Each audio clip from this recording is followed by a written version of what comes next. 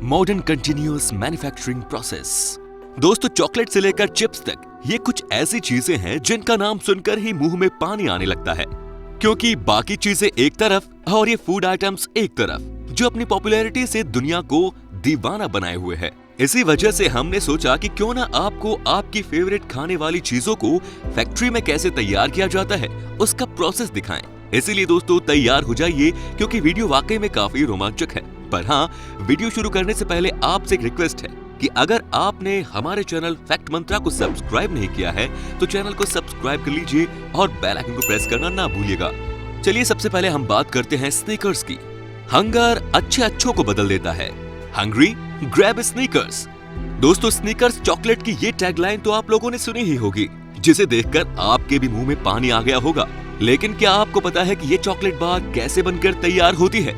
इसे बनाने के लिए सबसे पहले दूध, कोको पाउडर और चीनी को आपस में मिक्स किया जाता है ताकि चॉकलेट बार के ऊपर लगाया जा सके, और फिर एग व्हाइट, शुगर और वनीला एक्सट्रैक्ट को आपस में मिलाकर एक मिश्रण तैयार किया जाता है। फिर तीसरे स्टेप में एक बेस तैयार होता है जिसमें रोस्ट की हुई मूंगफली को कैरेमल में मिलाया जाता है। और जब ये तीनों अलग अलग मिश्रण तैयार हो जाते हैं तो सबसे पहले मूंगफली और कैरेमल वाले बेस में एग व्हाइट, वेनिला और शुगर वाला मिश्रण ऊपर से डाला जाता है।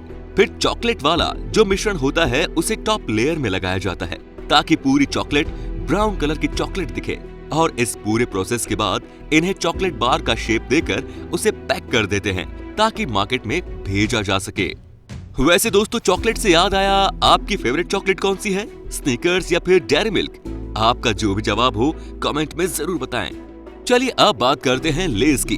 अब चलिए दुनिया भर में खाए जाने वाले लेज पोटैटो चिप्स की बात करते हैं। लेकिन इसका प्रोडक्शन फैक्ट्री से शुरू नहीं होता, बल्कि चिप्स का प्रोडक्शन फील्ड से शुरू होता है, क्योंकि इन पोटैटो चिप्स को बनाने के लिए आलू की वैरायटी होती है ताकि चिप्स बिल्कुल परफेक्ट बने। यही कारण है कि अधिकतर पोटैटो चिप्स बनाने वाली कंपनी आलू की खेती पर्सनली करवाती है, क्योंकि चिप्स तो हम भी बना लेते हैं, लेकिन हमारे चिप्स बनाने की क्वालिटी और मार्केट से मिलने वाले चिप्स की क्वालिटी में आलू का अंतर होता है। और जब आलू पूरी तरह से तैयार हो जाते हैं तो उन्हें फील्ड से लाया जाता है ताकि उन्हें धोया जा सके, और फिर मशीन से आते हुए इन आलू को लोग एग्जामिन करते हैं कि ये सही है या नहीं। और जो सही आलू होते हैं उन्हें आगे स्लाइस में कट होने के लिए भेज दिया जाता है। जब आलू के स्लाइस कट हो जाते हैं तो उन्हें पानी से धोया जाता है ताकि एक्स्ट्रा स्ट्रेच निकल जाए। धुलने के बाद जैसा कि हम सभी जानते हैं कि आलू को सुखाया जाता है, जिसके लिए इन्हें तेज गर्मी में ले जाया जाता है। और जब आलू के स्लाइस पूरी तरह से सूख जाते हैं तो इन्हें फ्राई करके पैकिंग के लिए कन्वेयर बेल्ट के जरिए भेज दिया जाता है। अब बात करते हैं ओरियन चोको पाई की। दोस्तों, चोको पाई बनाने वाली कंपनी इसके प्रोडक्शन के लिए कई सारे मशीनों का इस्तेमाल करती है। इन्हें बनाने के लिए सबसे पहला इनका बेस तैयार किया जाता है, जिसमें अंडे, कॉर्नफ्लावर और शुगर का इस्तेमाल होता है। जिसके बाद इन्हें राउंड शेप दे दिया जाता है। शेप देने के बाद बड़ी सी बेकिंग मशीन से इन राउंड केक को गुजारा जाता है, और जैसे ये केक बेक हो जाते हैं तो इनके अंदर मार्शमेलो की फीलिंग डाली जाती है, और फिर उसके ऊपर एक और केक लगाया जाता है ताकि ये सैंडविच की तरह बन जाए। और जब ये चीजें तैयार हो जाती हैं तो अंत में इन्हें चॉकलेट सिरप से कवर कर दिया जाता है, जिसके बाद ये चोकोपाई का रूप ले लेती है। दोस्तों, चोकोपाई की एक चीज बच्चों को बहुत पसंद आती है, और वो है इसका फ्लफीनेस, जो मार्शमेलो की फीलिंग से आता है। और जब ये अपना परफेक्ट टेस्ट शेप ले लेते हैं तो इन्हें थोड़ी देर ठंडा होने के लिए रख दिया जाता है, जिसके बाद इनकी पैकिंग की बारी आती है। चलिए अब M&M's की बात करते हैं। M&M's एक बहुत बड़ा चॉकलेट ब्रांड है जो भारत में तो इतना फेमस नहीं है, लेकिन विदेशों में इसकी काफी डिमांड है।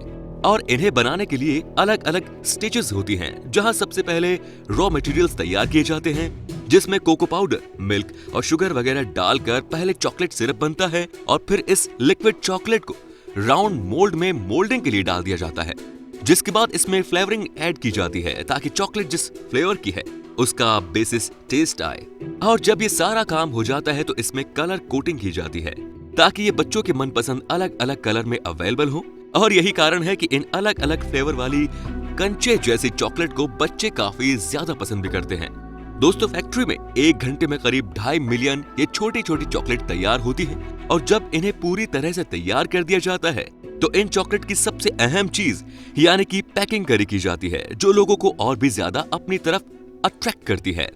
चलिए अब बात करते हैं मिल्का डैम एग्स की।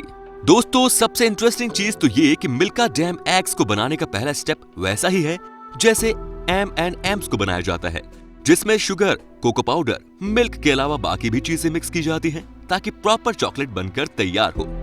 मिल्का जैम एग्स अंदर से फील्ड होती है, इसीलिए इन्हें बनाते समय मोल्ड को टर्न कर दिया जाता है ताकि बची हुई चॉकलेट को हटाया जा सके और फिर कैरेमल और बाकी इंग्रेडिएंट्स को मिलाकर उन्हें अंडे की तरह का शेप दे दिया जाता है और दोबारा से उनके ऊपर चॉकलेट की ऊपरी लेयर लगाई जाती है।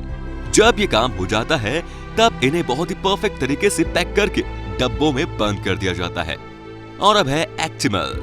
दोस्तों एक्टिमल को पहली बार बेल्जियम में इन्वेंट किया गया था, जिसका साफ मतलब है एक्टिव मिल्क, जिससे आप समझ गए होंगे कि इसका प्रोडक्शन सबसे पहले दूध से शुरू होता है। 3.5 लाख लीटर दूध टैंक्स में गाड़ियों की मदद से लाया जाता है और दूध के हर 1 लीटर की क्वालिटी को प्रॉपर तरीके से चेक किया जाता है, जिसमें दूध का एक टेस्ट होता है और अगर दूध टेस्ट में पास हुआ तभी उसे प्रोडक्शन के लिए भेजा जाता है। पर इसी बीच दूध में मौजूद क्रीम को निकाला जाता है ताकि उसके फैट कंटेंट को अलग किया जा सके।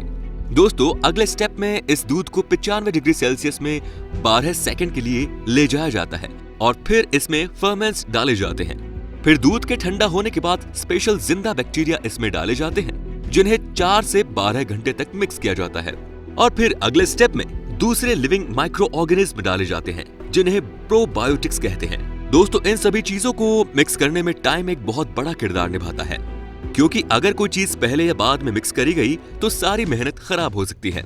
इसीलिए एक्सपर्ट्स खुद एक एक मिश्रण को डालने से पहले दूध की चेकिंग करते हैं। जब ये सभी चीजें हो जाती हैं तो प्रोडक्ट कंज्यूम करने लायक बन जाता है, इसीलिए इन्हें बोतल में पैक करके मार्केट में भेज दिया जाता है। अंत में है फासा एबी।